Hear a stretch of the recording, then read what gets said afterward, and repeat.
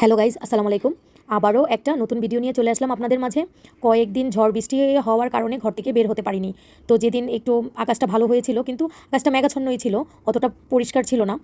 তখন আমার friend phone দিয়ে বলল, চল তোকে নিয়ে এক জায়গায় যাব।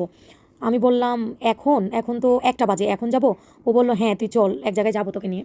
তো আমি ওকে বাসা থেকে বের হওয়ার পরে অটোতে উঠেছি, তখন ওকে জিজ্ঞাসা করিনি যে কোথায় যাবো, কারণ ওর প্রতি আমার একটা বিশ্বাস আছে, ও আমাকে বিশ্বাসযোগ্য জায়গাতেই নিয়ে যাবে। তো ওকে তারপরও আর জিজ্ঞাসা করি নাই। এরপর আমিরাবাদ চলে গেলাম। ওইখানে যাওয়ার পরেও ওকে আমি জিজ্ঞাসা করিনি যে আসলে আমরা কোথায় যাব।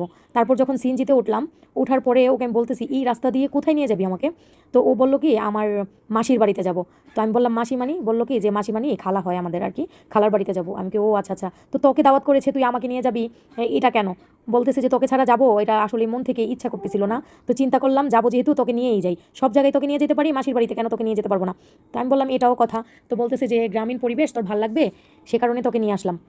আসলে চতুর্দিকের পরিবেশটা অনেক সুন্দর, ভাল লাগতেছিল। আর রৌদ্র ছিল না, আকাশটা তো মেঘাচ্ছন্ন ছিল, সে কারণে পরিবেশটা অনেক ভালো লাগছে, ঠান্ডা বাতাস, মানে কি বলবো। তারপরে আরেকটা কথা, সেটা হচ্ছে, যত সুন্দর ওয়েদারই হোক না কেন, যত সুন্দর পরিবেশই হোক না কেন, রাস্তাটা ছিল অনেক ভয়ঙ্কর, আঁকাবাঁকা রাস্তা। কী যে অবস্থা রাস্তাটার, একবার তো এদিকে যায়, আরেকবার তো ওইদিকে যায়, এমন রাস্তা আঁকাবাঁকা, আমার অনেক ভয় লাগতেছিল যে অ্যাক্সিডেন্ট হয়ে যায় কিনা।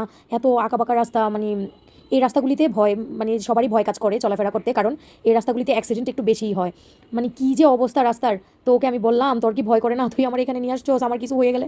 ও বলতেছে, না না কিছু হবে না, ঠিক মতোই যাইতে পারবি বাসায়। আমি কই, সেটাই, আল্লাহ যদি ঠিক মতো আমাকে বাসায় নিয়ে পৌঁছায়। কি রাস্তাতে যে নিয়ে আসলি, পরিবেশ সুন্দর, সব সুন্দর, ভিডিও করতেছি, কিন্তু এদিকটা ভয়ও পাচ্ছি। সিনজির যে আঙ্কেলটা সিনজি চালাচ্ছে, উনি এত স্পিডে সিনজি চালাচ্ছে, মনে হচ্ছে ওমা উনি ওনার প্রাইভেট জেট চালাচ্ছে। কী যে অবস্থা। আচ্ছা, আঁকাবাঁকা রাস্তায় একটু আস্তে ধীরে চালান। কয়েকবার আমি বললাম, আঙ্কেল একটু আস্তে চালান না, আমার ভয় হচ্ছে। না, সে মনে হয় স্পিড আরও বাড়ায় দেয়। এই কিছু কিছু ড্রাইভারের কারণে রাস্তাঘাটে অ্যাক্সিডেন্ট হয়। তারা কখনোই মানুষের জীবনের চিন্তা করে না, তারা সময়ের চিন্তা করে যে কত তাড়াতাড়ি কার আগে কে যেয়ে পৌঁছাইতে পারবে, কোন গাড়িটাকে ওভারটেক করলে তাড়াতাড়ি যেতে পারবে। এইগুলি কি, আস্তে ধীরে যান, সবারই তো জীবনের মায়া আছে না। কত বললাম, বুঝাইলাম, তারপরও আঙ্কেলটা অনেক স্পিডেই চালাইয়া নিল। কি আর করার, মাসির বাড়িতে গেলাম, মাসি এত আদর আপ্যায়ন করলো, এত আমাদের জন্য রান্না টান্না করে রেখেছে, খাবার খেলাম, এত ভালো লাগলো। মাসির ব্যবহার অনেক ভালো। আমাকে মনে হয় যে উনি এক যুগ আগ থেকেই চেনে, কিন্তু আমি তাকে এই প্রথম দেখেছি, আর কখনো দেখিনি। তারপর সে আমাদেরকে পাশেই ঘুরতে নিয়ে গেল, ওইখানে যে কাঁঠাল গাছের সামনে আমি একটু ভিডিও করলাম। ভাল লাগতেছিল, পরিবেশটা আসলে অনেক সুন্দর, এবং ওয়েদারটাও অনেক সুন্দর ছিল, সে কারণে ঘোরাফেরা করতে ভালো লেগেছে। কিন্তু রাস্তার কথা যখন মনে ওঠে, তখন চিন্তা করি যে আর কখনো ওই রাস্তাতে যাবো না। কিন্তু মাসি বারবার বলে দিয়েছে, তোমাদের কিন্তু আবার আসতে হবে, তুমি কিন্তু আসবা, তুমি কিন্তু ওদের সাথে আবার আসবা। আমি বলছি ঠিক আছে, ওনাকে বলে আসছি ঠিকই, কিন্তু রাস্তা যা অবস্থা, ভয়ে আমার মনে হয় না আর যাওয়া হবে।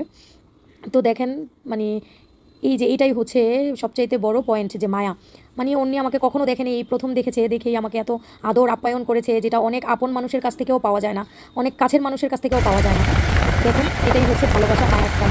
কী আর বলবো বলেন, সবাই আমার জন্য দোয়া করবেন, বেশি বেশি সাপোর্ট করবেন, যেন আমি ভালো ভালো ভিডিও আপনাদেরকে উপহার দিতে পারি। এই বলে এখানেই শেষ করলাম। ওকে, আল্লাহ হাফেজ, টাটা, বাই বাই।